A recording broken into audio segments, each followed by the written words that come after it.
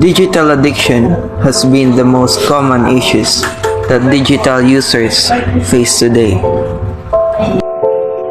It does not only affect our physical health, but also it causes different psychological problems. Hey brother, here's your breakfast. Wonder what you eat your breakfast. Just put it there.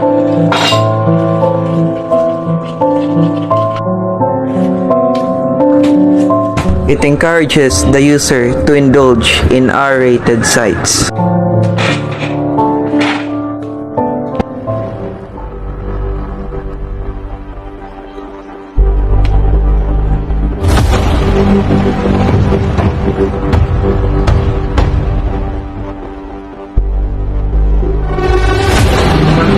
Oh, come on.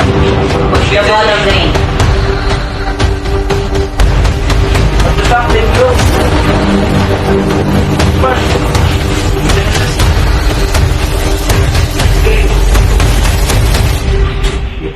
Defeat.